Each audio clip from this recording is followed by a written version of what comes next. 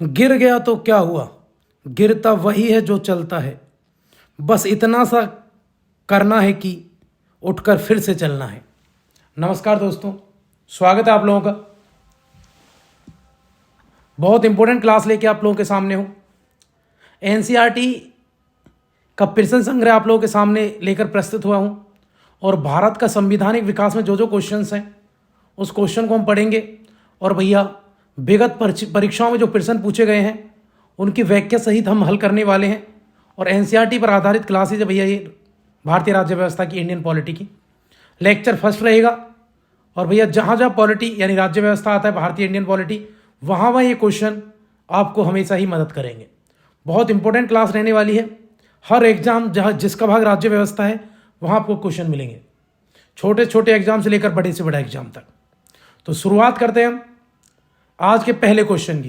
पहला क्वेश्चन क्या रहने वाला है प्यारे बच्चों, बेहद इंपॉर्टेंट क्लास ये रहने वाली है। वीडियो को आप शेयर करेंगे और ज़्यादा से ज़्यादा लोगों को जोड़ेंगे। पहला क्वेश्चन है आप लोगों के सामने, निम्न में से किस अधिनियम के द्वारा कलकत्ता में सर्वोच्च न्यायालय की स्थापना की गई थी? पहला ऑप्शन है आप लोगों के सामने regulating act 1773, Pitt's India act 1784, charter act 1813 या चार्टर एक्ट 1833।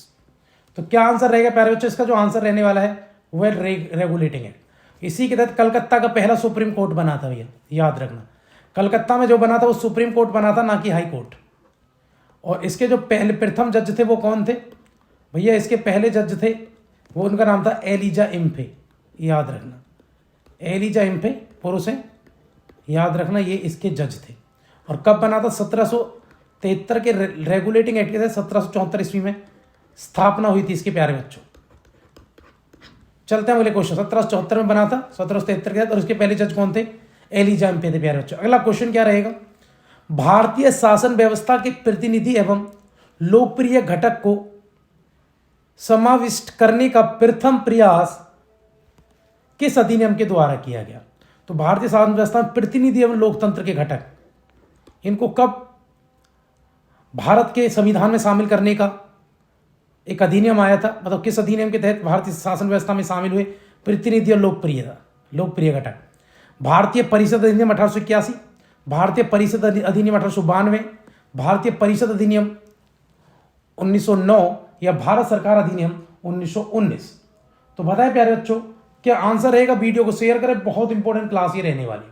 तो इसका जो आंसर है प्यारे बच्चों वो आंसर फर्स्ट, भारत परिषद अधिनियम 1861। याद रखना, बहुत इंपॉर्टेंट क्वेश्चन है। इस अधिनियम के तहत क्या हुआ था? एक तो भैया इस अधिनियम में ये हुआ था, इस वाले अधिनियम में एक तो वॉयसराय की जो कार्यकारिणी परिषद थी ना, उसमें भारतीयों की संख्या बढ़ाई गई थी।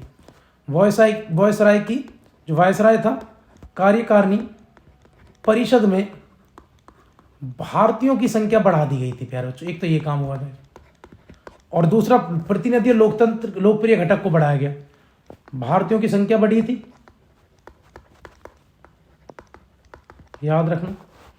दूसरा क्या काम हुआ था? एक काम ये हुआ था भैया कि इसमें ना कई सारे सदस्य नियुक्त कर दिए गए थे, 5-6 सदस्य जो वॉयसराय की हेल्प करते, और उनमें से 3 भारतीय भी थे, है ना। तो याद रखना, इंपॉर्टेंट क्वेश्चन, ठीक है। 3 भारतीयों को कैनिंग ने नियुक्त किया था। अच्छा वो बता भी देते चलो, 3 कैनिंग ने जो नियुक्ति की थी 3 भारतीयों की, वो क्यों थे नियुक्ति भैया? उनमें पहले थे, उनका नाम है भैया बनारस के राजा को शामिल किया, बनारस के राजा। दूसरा पटियाला के महाराज को शामिल किया गया, पटियाला के महाराज को, ठीक है। बहुत इंपॉर्टेंट क्वेश्चन है, इंपॉर्टेंट क्वेश्चन है। वीडियो को शेयर करेंगे। और एक व्यक्ति और था जिसको शामिल किया, उसका नाम था सर दिनकर राव को शामिल किया गया था। तो इनको भी शामिल किया। बहुत इंपॉर्टेंट क्वेश्चन, प्रतिनिधि और लोकप्रिय घटक कब जोड़ेगा? 1861 के अधिनियम के तहत। बेहद इंपॉर्टेंट अधिनियम भैया, वीडियो को शेयर करेंगे आप लोग। अगला क्वेश्चन है, निम्नलिखित में से इस अधिनियम के अंतर्गत भारतीय विधान परिषद को बजट पर चर्चा करने के लिए अनुमति मिली? तो बताओ, भारतीय बजट पर चर्चा कर सकते हैं, ये अधिकार या ये शक्ति भारतीयों को किस अधिनियम में मिली? भारतीय परिषद अधिनियम 1861, भारतीय परिषद अधिनियम 1892, भारतीय परिषद अधिनियम 1909 या भारतीय सरकार अधिनियम 1919? पता है प्यारे बच्चों क्या आंसर है? तो याद रखना, भारतीयों को बजट पर बहस करने की जो शक्ति मिली वो भारत परिषद अधिनियम 1892 के तहत मिली थी प्यारे बच्चों। बहुत इंपॉर्टेंट क्वेश्चन है, सारे क्वेश्चन इसमें इंपॉर्टेंट रहेंगे। थोड़े टिपिकल क्वेश्चन भी हैं, भैया टिपिकल आते हैं तो हम करा रहे हैं। वैसे भी लगातार सारे एग्जाम अपना लेवल बढ़ा रहे हैं, तो टिपिकल क्वेश्चन भी करवाएंगे, सिंपल क्वेश्चन भी कराएंगे, पेपर में आने वाला क्वेश्चन भी कराएंगे, सारी चीजें हम करवाएंगे। तो याद रखना ही, इसी में भैया क्या था कि भारतीयों के विधान परिषद में बजट पर भारतीय क्या कर सकते हैं, बजट पर बहस की सकती, याद रखना ये था। और इसी के तहत कहा था कि भैया भारत में जो चुनाव होंगे अप्रत्यक्ष चुनाव की भी बात हुई थी। इसमें अप्रत्यक्ष चुनाव प्रणाली पर की बात रखी गई थी, ठीक है जी, याद रखना। अगला क्वेश्चन, सूची 1 को सूची 2 को सम्मिलित कीजिए और तथा सूचियों के नीचे दिए गए कूट का सही चयन करें। तो बताएं आप किसके अधिनियम में क्या क्या हुआ था। और वो सर्वोच्च न्यायालय की स्थापना देखो मिलाओ, अभी हमने बात की सर्वोच्च न्यायालय 1773 के अधिनियम के तहत। तो भैया बी का तो पहला है, बी का पहला कहाँ है, देखो बी का पहला, तो आंसर तो आ गया आपका, एक से मैचिंग बी का पहला यहाँ है सेकंड में, तो यही आंसर है। तो नियंत्रक मंडल कब आया, तो भैया नियंत्रक मंडल आया पीठ से इंडिया एक्ट 1784 में। ईसाई मिशनरी भारत कब आए, तो प्यारे बच्चों ये आए थे चार्टर अधिनियम 1813 के तहत। और गवर्नर जनरल की परिषद में कानूनी सदस्य की नियुक्ति वो चार्टर एक्ट 1873 में, ठीक है। अगर एक भी आप मिला ले रहे हैं तो आपका आंसर ठीक हो जाएगा प्यारे बच्चों। नियंत्रक मंडल कब आए, ये आए पीठ से इंडिया एक्ट 1784 में। सर्वोच्च न्यायालय की स्थापना कलकत्ता में 1773 के रेगुलेटिंग एक्ट के तहत हुई थी, 1774 में भी भले ही, लेकिन अधिनियम कौन सा था, यही था। पहले क्वेश्चन हमने इस पर चर्चा भी किया था। ईसाई मिशनरियों को भारत में कार्य करने की अनुमति, बिल्कुल ठीक है जी, ये मिला 1813 में। गवर्नर जनरल की परिषद में कानूनी सदस्यों की नियुक्ति 1833 में, ठीक है जी। आगे चले, अगला क्वेश्चन, इसका आंसर सेकंड है। अगले क्वेश्चन की तरफ चलेंगे। अगले क्वेश्चन क्या रहने वाले हैं, चलो अगले क्वेश्चन की तरफ चलेंगे। अगला क्वेश्चन है आप लोगों के सामने, क्वेश्चन है जी, किस अधिनियम के द्वारा केंद्र में द्विसदनीय विधायिका बनाई गई, बताओ। द्विसदनीय यानी जैसे लोकसभा राज्यसभा होती है, तो बताइए किस अधिनियम के तहत ये लाई गई थी। पहला ऑप्शन है 1892 के भारतीय परिषद अधिनियम के द्वारा, 1909 के भारतीय परिषद अधिनियम के द्वारा, 1919 के भारत सरकार के अधिनियम द्वारा, या 1935 के भारत सरकार के अधिनियम द्वारा। तो बताएं, बेहद इंपॉर्टेंट क्वेश्चन है और जल्दी से आप इसका आंसर मुझे बताएंगे। बेहद इंपॉर्टेंट क्वेश्चन है प्यारे बच्चों, जल्दी से बताएं। तो भैया कब है, किस अधिनियम के द्विसदनी, तो भैया द्विसदनी हुई थी 1919 के अधिनियम में। कहाँ हुई थी, 1919। येलो मार्कर दिख नहीं रहा, थोड़ा मार्कर अपन चेंज करते हैं।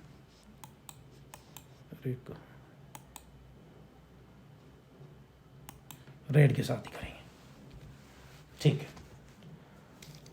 तो भैया 1919 के अधिनियम के तहत याद रखना क्या हुआ था, भारत सरकार अधिनियम 1933 के तहत द्विसदनीय विधायक मंडल बनाया गया, ठीक है जी, याद रखना। बेहद इंपॉर्टेंट क्वेश्चन है। इसी के तहत ऐसा हुआ था कि द्विसदनीय बनाए गए। महिलाओं को भी मत देने का अधिकार सबसे पहले भारत में यही था, याद रखना। अगर क्वेश्चन महिलाओं को मत देने का अधिकार, महिलाओं को मत देने का अधिकार भारत में सबके अधिनियम में था, देने का अधिकार, मत यानी वोट डालने का अधिकार सबसे पहले इसी अधिनियम में था, 1919 के अधिनियम, इसी अधिनियम में था प्यारे बच्चों। कौन से अधिनियम, 1935 के अधिनियम में ही था, याद रखना। अगला क्वेश्चन है, निम्न में से किस अधिनियम के फलस्वरूप बर्मा आज म्यांमार को भारत से पृथक किया, बताओ। किस अधिनियम के तहत बर्मा भारत से अलग राज्य बना, यानी आज का म्यांमार। तो भैया याद रखना, वो गवर्नमेंट ऑफ इंडिया एक्ट 1935। बेहद इंपॉर्टेंट क्वेश्चन है। इसी एक्ट के तहत बर्मा को भारत से अलग किया गया था। और बर्मा भारत से अलग कब हुआ, तो 1937 में। भैया पूरी तरह जो बर्मा आज का म्यांमार है, बर्मा देश आज का म्यांमार है, जिसकी राजधानी नेपिडियो है, जहाँ मुद्रा कैद चलती है, भारत से अलग हो गया था। अंग्रेजों ने जीत के भारत में मिलाया था, लेकिन 1937 में ये भारत से अलग हुआ था। और अधिनियम कौन सा था, 1935 का गवर्नमेंट ऑफ इंडिया एक्ट था, भारत शासन अधिनियम 1935, ठीक है जी। तो इंपॉर्टेंट क्वेश्चन है। याद रखना। और इसी के तहत संघीय न्यायालय की स्थापना हुई थी भारत में, इसी अधिनियम के तहत। इसी अधिनियम के तहत भैया आरबीआई भी बना था, याद रखना। आरबीआई की स्थापना हुई थी इसी अधिनियम के तहत। क्या बना था? संघीय न्यायालय बना था भारत में, संघीय न्यायालय, जिसको आगे चल के सुप्रीम कोर्ट कहा गया 1945 में दिल्ली में, ये बना था, याद रखना बहुत। इसी के तहत 1935 यूपीएससी की स्थापना हुई थी, ठीक है जी। और इसी के तहत केंद्र में द्वैध शासन आया था, केंद्र में द्वैध शासन 1919 के तहत प्रांत में आया था, फिर वहाँ से ऐसा कर केंद्र में आ गया द्वैध शासन। चलो अगले क्वेश्चन की तरफ चलते हैं। 1935 के अधिनियम के द्वारा भारतीय संघ में अवशिष्ट शक्तियाँ किसको दी गई? बताओ किसको दी गई? संघीय विधान परिषद को दी गई, प्रांतीय विधान परिषद को दी गई, गवर्नर जनरल को दी गई, या प्रांतीय गवर्नर? अभी बताया मैंने। अगर अभी अभी आपने ध्यान से सुना है तो अवशिष्ट शक्तियाँ किसके पास थी? गवर्नर जनरल के पास, इसको दे दी गई। भैया अवशिष्ट शक्तियाँ वो होती हैं कि जो भविष्य में कोई भी अलग से कोई भी मतलब कि ऐसी कोई विषय होगा जिस पर अभी बात नहीं हुई है तो वो गवर्नर जनरल के पास होगा। जैसे आज केंद्र सरकार के पास होता है अवशिष्ट शक्तियाँ, वैसे उस समय किसके पास थी? गवर्नर जनरल के पास। अगला क्वेश्चन, अखिल भारतीय संघ स्थापित करने का प्रावधान शामिल किया गया था। अखिल भारतीय संघ स्थापित करने का प्रावधान शामिल किया गया, बताओ कब? अखिल भारतीय संघ किसमें? भारत शासन अधिनियम 1935, अगस्त प्रस्ताव 1940, भारत सरकार अधिनियम 1919, कैबिनेट मिशन प्रस्ताव 1946। बताएं जल्दी से। भारत में अखिल भारतीय संघ स्थापित करने के लिए किसमें कहा गया था? तो अखिल भारतीय संघ भी भैया यही था, केंद्र में द्वैध शासन आया था 1935 के अधिनियम के तहत ही अखिल भारतीय संघ स्थापित करने की बातें हुई थी प्यारे बच्चों। बेहद इंपॉर्टेंट क्वेश्चन है, वीडियो को आप शेयर कर दीजिए, याद रखना। लेकिन हुआ क्या था कि जो विदेशी रियासतें थी उन्होंने, बहुत सारी रियासतों ने भारत संघ में शामिल होने से इनकार कर दिया था। आगे चल के भैया फिर मिलाया गया, सरदार पटेल बीपी मेनन ने सारी रियासतों को भारत में मिलाया है। अगला क्वेश्चन बहुत इंपॉर्टेंट क्वेश्चन, राष्ट्रपति को अध्यादेश जारी करने की शक्ति किस अधिनियम में? बताओ। अध्यादेश, ऑर्डिनेंस किस अधिनियम के तहत थी? अच्छा, वर्तमान में राष्ट्रपति के पास होती है प्यारे बच्चों ये शक्ति अध्यादेश की, अनुच्छेद 123 के तहत, 1, 2, 3 के तहत। राज्यपाल के पास भी है राज्यों में, उसके लिए जो अनुच्छेद है वो है 2, 1, 3, ठीक है जी, 1, 2, 3 ये है। लेकिन राष्ट्रपति को ये अध्यादेश देने की शक्ति जो थी ये किसके तहत के, किस अधिनियम के तहत है? भारत सरकार अधिनियम 1919, भारत सरकार अधिनियम 1935, भारतीय परिषद अधिनियम 1909, या भारतीय स्वतंत्रता अधिनियम 1947? बताएं, बेहद इंपॉर्टेंट क्वेश्चन है, तो याद रखना ये भी 1935 के ही अधिनियम में था कि भैया राष्ट्रपति के पास अध्यादेश की शक्ति होनी चाहिए, क्योंकि ऐसी शक्ति गवर्नर जनरल कह लो या वायसराय के पास हुआ करती थी प्यारे बच्चों। बहुत इंपॉर्टेंट क्लासेस चल रही हैं, वीडियो को आप शेयर कर दीजिए। अगले क्वेश्चन तरफ चल रहे हैं। अगला क्वेश्चन क्या रहेगा? इंपॉर्टेंट क्लास है भैया सारी की सारी। अगला क्वेश्चन आप लोगों के सामने, सूची 1 को सूची 2 से सुमेलित करिए और सही कूट का प्रयोग करके उत्तर का चयन कीजिए। तो देखते भैया, राज्य के नीति निर्देशक तत्व कहां से लिए हमने? मूल अधिकार कहां से लिए हैं? किस देश के संविधान से? समवर्ती सूची किस देश के? भारतीय राज्य संघ में संघ है तथा संघ की अधिक शक्तियां हैं। मूल अधिकार आप सब जानते हुए कहाँ से लिए गए? अमेरिका से, USA, United state of America.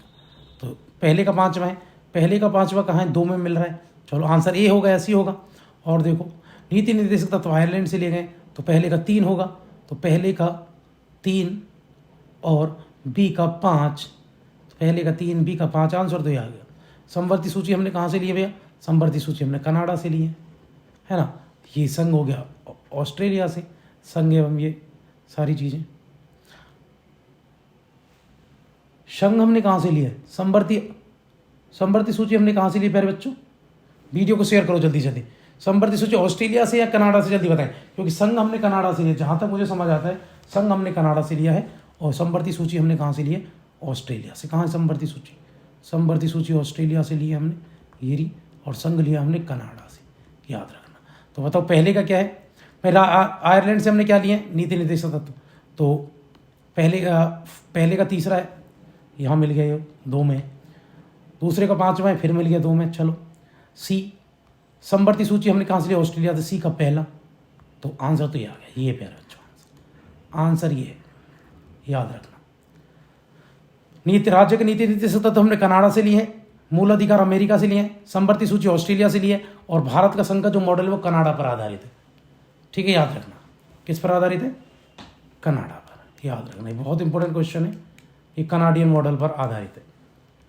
ठीक है, तो याद रखना। कैसे मिल रहे हैं मैं फिर एक बार आपको दिखा दूँ कैसे मिल रहे हैं। थोड़ा मार्कर चेंज करें, ऐसे ये चल रहा है। हाँ ये सर देखो, राज्य के नीति तत्व कहाँ से हैं? आयरलैंड से। मूल अधिकार कहाँ से हैं? अमेरिका से। समवर्ती सूची कहाँ से है? ऑस्ट्रेलिया से। और संघ की शक्ति किससे है? कनाडा से। ऐसे मिल रहे हैं। ठीक है, चलो हम आगे चलते हैं। अगला क्वेश्चन क्या रहेगा? अगला क्वेश्चन है, भारत की संघात्मक व्यवस्था फेडरल सिस्टम निम्न में से किस देश में से ली गई है? बताओ। तो फेडरल सिस्टम हमने संघात्मक व्यवस्था कहाँ से ली है? तो अभी हमने क्वेश्चन पढ़ा भी, अभी कनाडा से हमने अपनी संघीय व्यवस्था ली है, कनाडा से। तो आंसर क्या है? कनाडा है। बहुत इंपॉर्टेंट क्वेश्चन है। वीडियो को आप शेयर करें और ज़्यादा से ज़्यादा लोगों को जोड़ें, याद रख। अच्छा, यूएसए यूके से हमने क्या लिया? इंग्लैंड से। इससे हमने भी संसदीय व्यवस्था ली है, संसदीय व्यवस्था हमने इससे ली है ना। इससे क्या लिया हमने? इससे भैया एक तो हमने क्या लिया है? मूल अधिकार लिए, मूल या मौलिक अधिकार हमने लिए है ना। दूसरा जुडिशियल रिव्यू लिया है, न्यायिक पुनर्विलोकन हमने यहीं से लिया है, पुनर्विलोकन याद रखना, ये भी हमने यहाँ से। आयरलैंड से हमने क्या लिया है? नीति निदेशक, डीपीएसपी आयरलैंड से। नीति निदेशक तत्व हमने कहाँ से लिए प्यारे बच्चों? वो हमने आयरलैंड से लिए। अगला क्वेश्चन, भारतीय संसदीय प्रणाली ब्रिटिश संसदीय प्रणाली से इस प्रकार से भिन्न है कि भारत में, तो बताओ कैसे भिन्न है? पूछो, भारतीय संसदीय प्रणाली ब्रिटेन की संसदीय प्रणाली से किस प्रकार भिन्न है?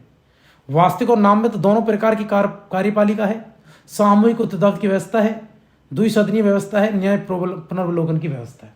इंपॉर्टेंट क्वेश्चन है, और इंपॉर्टेंट नहीं, बेहद इंपॉर्टेंट क्वेश्चन है। तो याद रखना, जुडिशियल रिव्यू की व्यवस्था हमारे अंदर है कि हमारा सुप्रीम कोर्ट जुडिशियल रिव्यू कर सकता है, उधर नहीं। उधर भैया संसद सर्वोच्च है, सर्वोच्च यानी सबसे ऊपर है। हमारे यहाँ भी चेक इन बैलेंस है। अगर संसद कोई जल्दबाजी में कानून बनाती है तो उसको चेक इन बैलेंस कौन करता है? Supreme court. अगर सुप्रीम कोर्ट जल्दबाजी में कोई कानून बनाता है तो उस मतलब कि सुप्रीम कोर्ट को चेक इन बैलेंस कौन करती है? संसद करती है। तो हमारा चेक इन बैलेंस है दोनों का। तो न्याय पुनर्विलोकन का जो सिद्धांत है वो भारत के संसदीय व्यवस्था को ब्रिटेन की संसदीय व्यवस्था से अलग बनाता है। अगला क्वेश्चन, निम्न में से कौन सा कथन सत्य है? इनमें से एक सत्य होगा, बाकी गलत होंगे। तो संयुक्त राज्य अमेरिका में सरकार की संघीय प्रणाली है, क्या ऐसा कुछ है? चलो देखते हैं। संयुक्त राष्ट्र संघ में सरकार की संघीय प्रणाली है। भारत सरकार की संघीय और एकात्मक दोनों प्रकार नहीं भैया, भारत में संघीय प्रणाली है। फ्रांस में सरकार की संघीय प्रणाली है। पाकिस्तान में प्रधानमंत्री की नियुक्ति वहां की जनता द्वारा की जाती है। कैसे है? तो बताएं क्या आंसर है? तो इनमें भैया जो सबसे सटीक है ना वो है यूएसए। यूएसए की जो सरकार है वो संघीय प्रणाली है।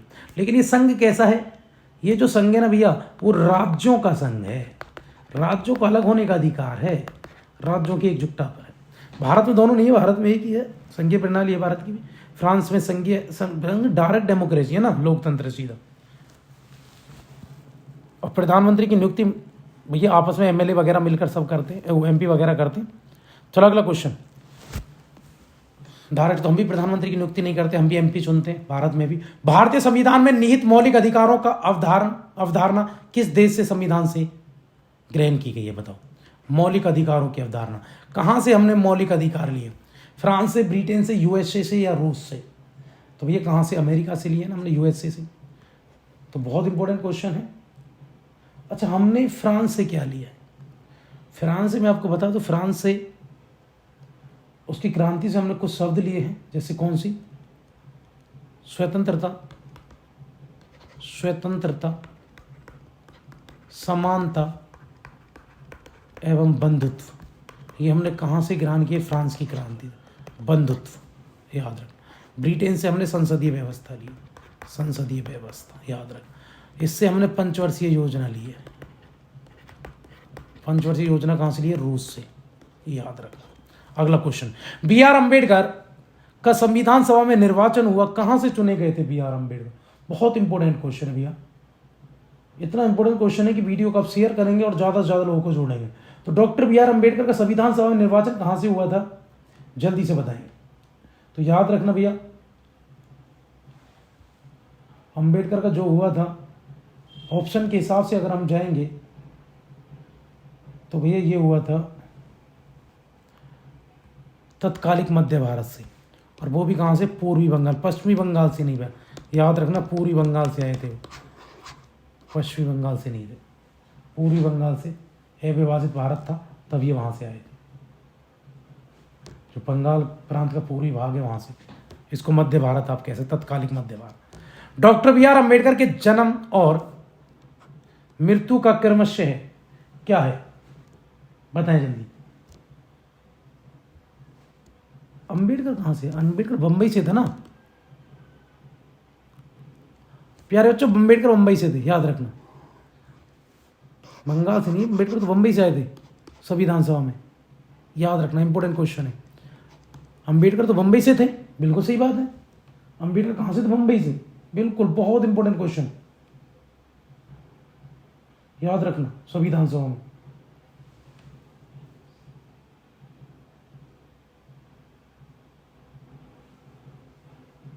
याद रखना।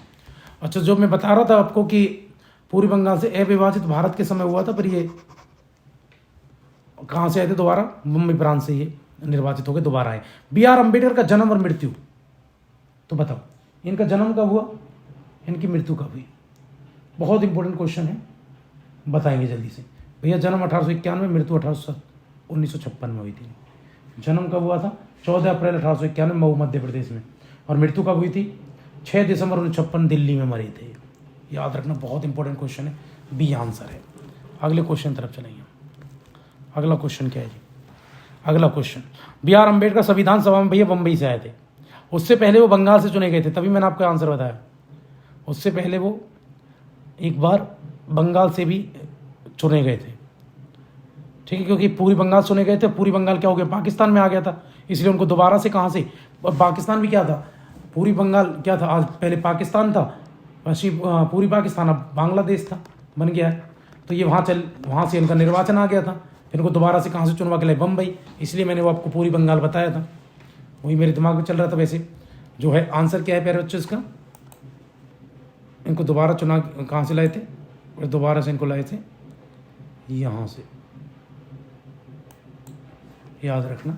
तो इसका जो आंसर है वो बम्बई प्रांत से आया था। इसका जो आंसर है ये है। 1891 में जन्म, 14 अप्रैल 1891 अम्बेडकर जयंती होती है 14 अप्रैल को, और 6 दिसंबर 1956 को दिल्ली में इनकी डेथ हो गई थी। अगले क्वेश्चन की तरफ हम चलेंगे। निम्न में से कौन अगस्त 1946 में गठित प्रथम अंतरिम सरकार का सदस्य नहीं था? बताओ, जो अंतरिम गवर्नमेंट बनाई गई थी इनमें से कौन सा उसमें सदस्य नहीं थे? सी राजगोपालाचारी नहीं थे, राजेंद्र प्रसाद नहीं थे, एस राधाकृष्णन नहीं थे, जगजीवन राव नहीं थे। तो बताइए कौन इनमें से अंतरिम सरकार के मेंबर नहीं थे? जल्दी से बताएंगे, बेहद इंपॉर्टेंट क्वेश्चन है, वीडियो को शेयर करें। तो भैया एस राधाकृष्णन नहीं थे, बाकी सब थे। ये सेकंड वाला, एस राधाकृष्णन नहीं थे, ये भी थे, अंबेडकर भी थे, ये थे। आंसर क्या है प्यारे बच्चों? आंसर जो रहने वाला है वो रहेगा इसका थर्ड वाला, ये नहीं थे। डॉक्टर एस राधाकृष्णन नहीं थे, बाकी सब अंतरिम गवर्नमेंट में मेंबर थे। भैया इंपॉर्टेंट क्वेश्चन है, बिल्कुल याद रखना। जवाहरलाल नेहरू थे, राजेंद्र प्रसाद भी थे, सरदार पटेल भी थे, राजगोपालाचारी भी थे, जगजीवन राव भी थे, आज राधाकृष्णन नहीं थे अंतिम गवर्नमेंट में। और ये भी याद रखना, बल्कि वो तो उपराष्ट्रपति चुने गए थे एस राधाकृष्णन। तो भारत की संविधान सभा का प्रथम अधिवेशन कब प्रारंभ हुआ? बताओ कब हुआ था भारतीय संविधान सभा का पहली बैठक? 10 जून 1946, 9 दिसंबर 1946, 19 दिसंबर 1946 या 30 जून 1949? तो भैया याद रखना, पहली जो हुई थी वो हुई थी 9 दिसंबर 1946 को पहली मीटिंग हुई थी प्यारे बच्चों, याद रखना, बहुत इंपॉर्टेंट क्वेश्चन है। और जिसमें अस्थायी अध्यक्ष चुने गए थे। कौन अस्थायी अध्यक्ष बने थे? तो भैया अस्थायी अध्यक्ष चुना गया था इस मीटिंग में डॉक्टर सच्चिदानंद सिन्हा को, याद रखना। किसको सुना गया था? डॉक्टर सच्चिदानंद सिन्हा को इसमें ये चुना गया था। उसके बाद अगली मीटिंग जो 11 तारीख को हुई थी उसमें परमानेंट किसको, स्थायी अध्यक्ष किसको चुन लिया गया था? तो उसमें स्थायी अध्यक्ष बनाए गए थे प्यारे बच्चों राजेंद्र प्रसाद जी। डॉक्टर राजेंद्र प्रसाद स्थायी थे संविधान सभा के अध्यक्ष, और अस्थायी कौन चुने गए थे? डॉक्टर सच्चिदानंद सिन्हा। ये क्वेश्चन याद रखना, बहुत बार पेपर में आ जाते हैं। संविधान सभा के समक्ष संविधान की प्रस्तावना किसने प्रस्तुत की थी? बताओ, संविधान की जो प्रस्तावना थी वो किसने प्रस्तुत की? संविधान सभा के समय। बहुत इंपॉर्टेंट क्वेश्चन है। तो भैया जवाहरलाल नेहरू जी ने, अम्बेडकर ने ड्राफ्ट कमीशन, जवाहरलाल नेहरू जी ने उद्देश्य का प्रस्ताव कह लो या प्रस्तावना कह लो, प्रस्तुत किया था। किस रूप में किया था? उद्देश्य का प्रस्ताव में। इन्होंने उद्देश्य के प्रस्ताव के रूप में पेश किया था, और वही भारत का क्या कहलाए? भारत के संविधान का प्रस्तावना कहलाई के रूप में पेश की थी इन्होंने। किसने? अम्बेडकर जी ने। अगले क्वेश्चन की तरफ चलेंगे। अगला क्वेश्चन क्या कहता है?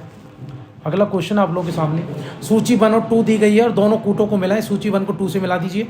संविधान सभा के पहले उपाध्यक्ष कौन थे? बताएं। प्रारूप समिति का एकमात्र कांग्रेसी सदस्य कौन था? और राजस्थान की रियासत प्रतिनिधि सभा के सदस्य और संघ संविधान समिति के अध्यक्ष कौन थे? बताएं प्यारे बच्चों, बेहद इंपॉर्टेंट क्वेश्चन है, जल्दी से आप मिलान करेंगे। चलो देखते हैं भैया। संविधान सभा के पहले उपाध्यक्ष जो हुए हैं वो हैं के.एम. मुंशी। कौन थे प्यारे बच्चों? संविधान सभा के उपाध्यक्ष थे मुखर्जी थे। मुखर्जी थे ना, मुंशी थोड़ी ना थे। H.C. मुखर्जी संविधान सभा के पहले उपाध्यक्ष। ए का 4 के साथ मिल गया, तो संविधान सभा के पहले उपाध्यक्ष कौन थे? तो भैया वो थे H.C. मुखर्जी। चलो और देखते हैं। प्रारूप समिति के एकमात्र कांग्रेसी अध्यक्ष वो के.एम. मुंशी थे प्यारे बच्चों। तो देखो मिलाओ, पहले का चौथा, दूसरे का तीसरा, पहले का चौथा, दूसरे का तीसरा। आंसर तो ये है। अब सी का क्या है? राजस्थान से रियासत से कौन थे? टी.बी. कृष्णाचार्य थे। और संघ समिति थे कौन से? अध्यक्ष थे। तो ये थे पहले, और ये थे जवाहरलाल नेहरू। संघ समिति के हमेशा कौन रहे? जवाहरलाल नेहरू। संघ की बात आई तो आप आंसर जवाहरलाल नेहरू करेंगे, ठीक है? तो याद रखना प्यारे बच्चों, बहुत इंपॉर्टेंट क्वेश्चन है, सारे क्वेश्चन बहुत इंपॉर्टेंट। अगला क्वेश्चन, भारतीय संविधान के निर्माण हेतु भारतीय संविधान सभा के कुल कितने अधिवेशन आयोजित किए गए? बताओ, संविधान सभा के कुल कितने अधिवेशन हुए थे निर्माण हेतु?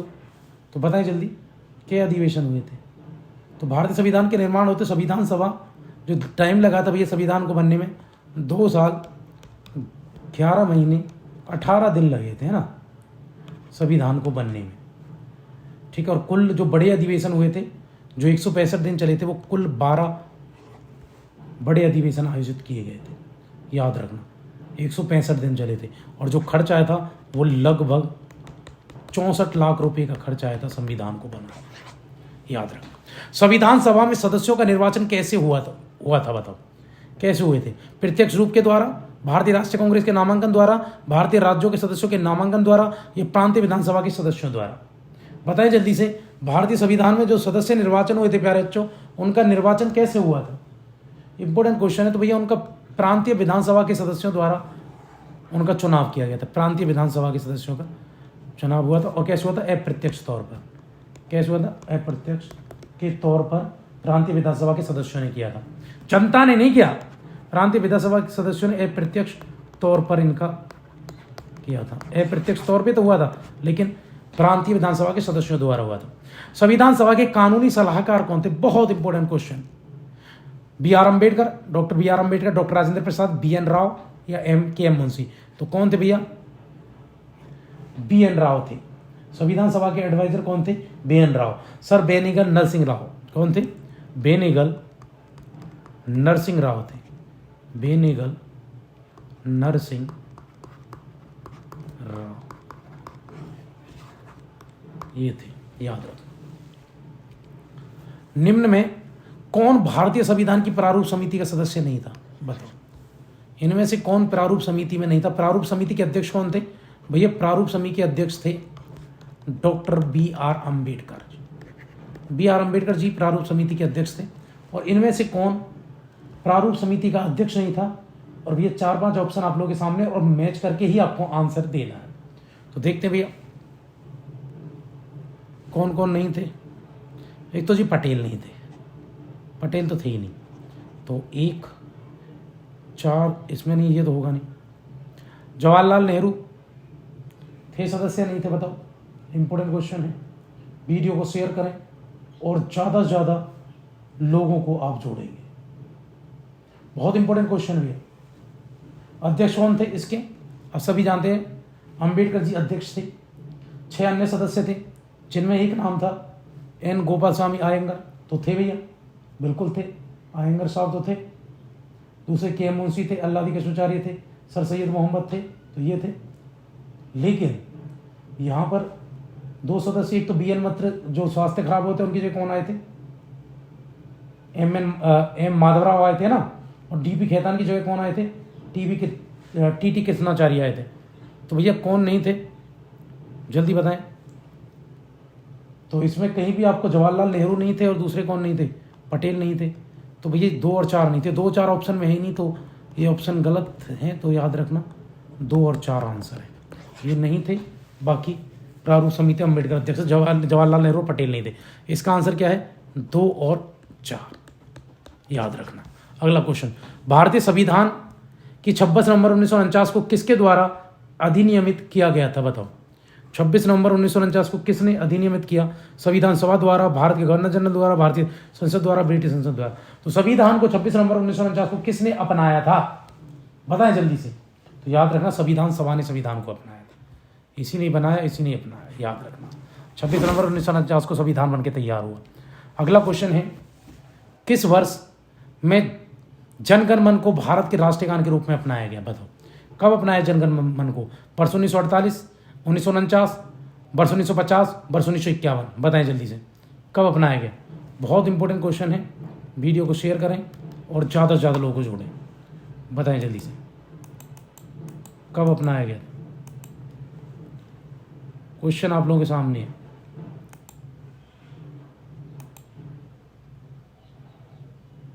तो भैया ये अपनाया गया,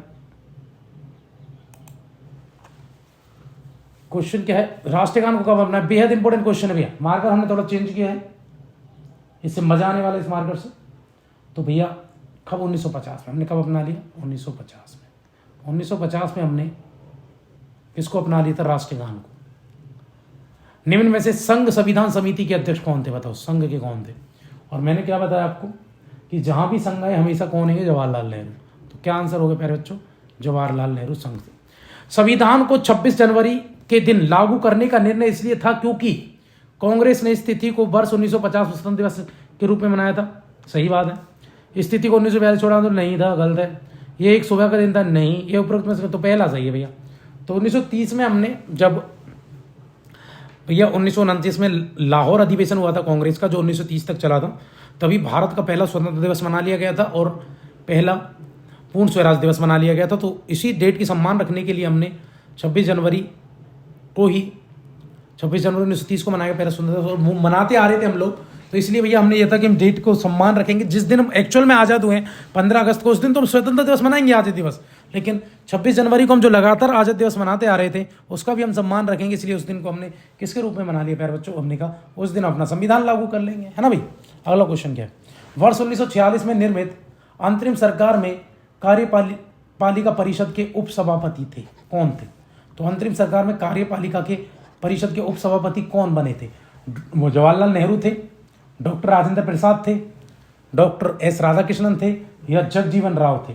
तो बताएं प्यारे बच्चों कौन थे संविधान सभा अंतिम सरकार जो थी भारत की अंतरिम सरकार में कार्यपालिक परिषद के उपसभापति कौन थे। तो भैया वो जवाहरलाल नेहरू थे। कौन थे, जवाहरलाल नेहरू को बनाया गया था उपाध्यक्ष, ठीक है, याद रखना। परिषद के जो अध्यक्ष होते थे वो तो हमेशा कौन होते, गवर्नर जनरल या वायसराय होता था भैया उस समय। कार्यकारिणी परिषद का अध्यक्ष कौन होता था, वायसराय अध्यक्ष होता था। और उपाध्यक्ष किसको बनाया था, उपाध्यक्ष बनाया था इसको, जवाहरलाल नेहरू जी को उपाध्यक्ष ही बने थे अंतरिम कार्यकारिणी परिषद में। संविधान सभा का प्रथम मनोनीत उपसभापति कौन था, बताओ। संविधान सभा का पहले, अभी हमने बात की भैया वो कौन थे, मनोनीत उपसभापति। संविधान सभा के मनोनीत उपसभापति थे मुखर्जी, है ना। बात की पहले कौन थे उपसभापति, SC मुखर्जी थे। भारत के संविधान सभा में संविधान देने का प्रस्ताव, भारत को एक संविधान देने का प्रस्ताव संविधान सभा द्वारा पारित किया गया था। कब, कि भारत को एक संविधान देंगे, कब पारित हुआ था ये, 22 जनवरी 1946 को, 22 जनवरी 1947 को, 20 फरवरी 1947 को, 26 जुलाई 1946 को। बताएं कब ये भारत को एक संविधान देने का प्रस्ताव संविधान सभा द्वारा कब पारित किया गया था। तो याद रखना भैया ये 22 जनवरी 1947 को इस पर बात हो चुकी थी और पहली बैठक संविधान की हुई भी थी 9 दिसंबर 1946 को। और अध्यक्ष, अस्थायी अध्यक्ष के तौर पर कौन चुने हुए थे, अस्थायी अध्यक्ष बनाया गया था प्यारे बच्चों, उनका नाम था डॉक्टर सच्चिदानंद सिन्हा, सच्चिदानंद सिन्हा को बनाया। फिर 11 दिसंबर को स्थायी अध्यक्ष चुन लिए गए, वो थे डॉक्टर राजेंद्र प्रसाद। अगला क्वेश्चन, किसने कहा था संविधान सभा कांग्रेस थी और कांग्रेस भारत था? किसका कथन है भैया? किस व्यक्ति ने स्टेटमेंट बोला कि संविधान सभा कांग्रेस थी और कांग्रेस भारत था? तो भैया ये था ग्रेनविले ऑस्टिन का। अंग्रेज जो हैं ग्रेनविले ऑस्टिन, एक वैसे तो अंग्रेज इनको बोलते हैं लेकिन सही माने वैसे अमेरिकी इतिहासकार हैं, ये अमेरिकी इतिहासकार हैं ये एक, जिनका नाम है ग्रेनविले ऑस्टिन। इन्होंने कहा था हमें कांग्रेस संविधान सभा कांग्रेस थी और कांग्रेस भारत था, ऐसा स्टेटमेंट ये बोल के चले गए। इन्होंने एक पुस्तक भी ली अपनी, किस पुस्तक में लिखा था? द इंडियन कॉन्स्टिट्यूशन में। इन्होंने जो पुस्तक लिखी उसमें ऐसा लिखा है ना, the Indian constitution, the Indian constitution में ऐसा इन्होंने बोला प्यारे बच्चों। चलो आगे चलते हैं, अगला क्वेश्चन क्या हो? भारतीय संविधान सभा में कुल कितनी महिलाएं थी बताओ? बहुत इंपॉर्टेंट क्वेश्चन, बेहद इंपॉर्टेंट क्वेश्चन है, बिल्कुल छाप लो दिमाग पे क्वेश्चन, दिमाग पे तो माथे पे छाप लो लेकिन छाप लो।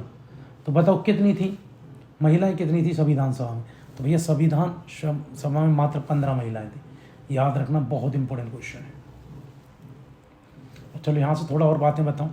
अच्छा ये बताओ संविधान सभा में जो अनुसूचित जाति SC लोग कितने थे?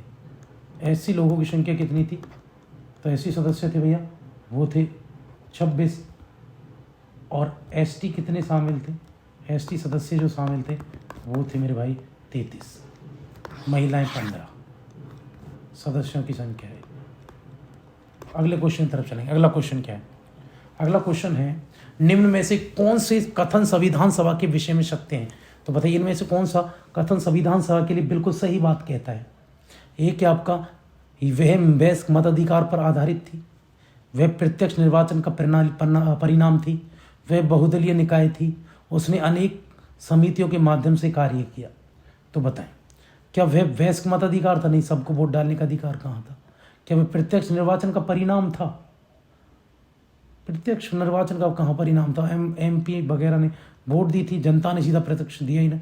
वह बहुदलीय निकाय थी, ये ठीक है कि सारे दल इसमें शामिल थे, उसने अनेक समितियों के माध्यम से काम किया, ये भी ठीक है। तो ये 3-4 ठीक है, 3-4 बिल्कुल ठीक है।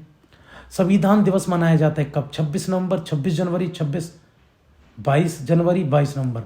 तो बताइए जल्दी से कब है संविधान दिवस? संविधान दिवस इंडियन कॉन्स्टिट्यूशन डे 26 नवंबर को मनाया जाता है, क्योंकि भैया 26 नवंबर 1949 को भारतीय संविधान बन के तैयार हुआ था। क्या था?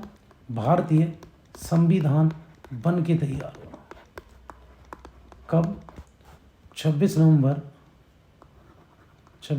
1949 को, ठीक है, 26 नवंबर। और इसमें 3 और 4 ठीक है। अगले क्वेश्चन की तरफ हम चलें। अगला क्वेश्चन क्या है? इसका आंसर क्या है?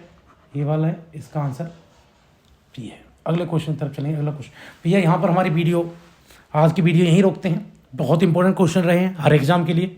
आप वीडियो को शेयर करें, और भी बहुत सारे विषय के प्रीवियस ईयर प्रैक्टिस सेट हमारे चैनल पर पड़े हुए हैं। हमारे इन चैनलों पर जाकर आप वीडियो को देखेंगे, सारी वीडियो आप देखेंगे, ज़्यादा से ज़्यादा लोगों को शेयर करेंगे। आपको हमारी वीडियो अच्छी लगती है, वीडियो को शेयर करें, सब्सक्राइब करें और बेल आइकन भी दबा दें, जिससे हमारे नोटिफिकेशन लगातार आप तक पहुंचते रहें। जय हिंद, जय भारत।